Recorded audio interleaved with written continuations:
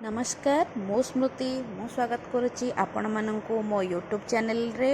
जदि आपण मो वीडियो को यूट्यूब रे देखुथिबे ताहले मो चैनल को लाइक सब्सक्राइब कमेंट करेंगे। आउ जदि फेसबुक रे देखुथिबे पेज को फॉलो करदेबे। चलंतु प्रस्तुत करबा पनीर भुजिया।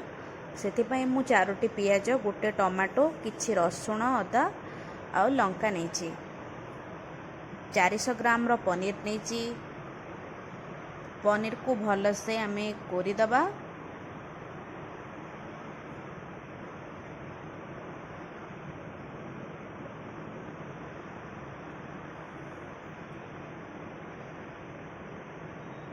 तापरे आमे करेरे तेल गरम करबा। मोठी सोरिष तेल नेचे।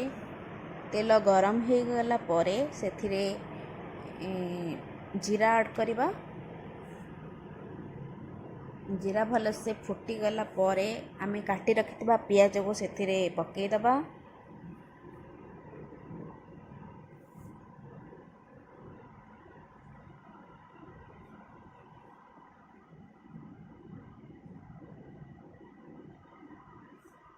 पियाज को आमे भल से ब्राउन होबा जाए भाजी दबा। भल से ब्राउन हो गला परे आमे सेथिरे अदा रसुण ऐड करदबा।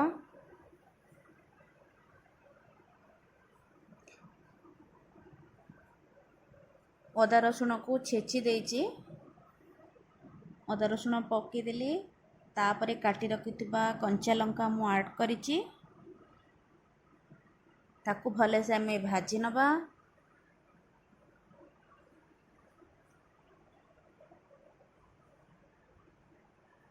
भल से भाजी हो गला परे सेथिरे आमे काटी रखिथिबा टमाटो को ऐड करदबा। मु गोटे टमाटो नेची। आपन को जदि अधिक खटा पसंद ताहले आपण आउ भी अधिक टमाटो नहीं पारिबे। भल से गोळई दबा।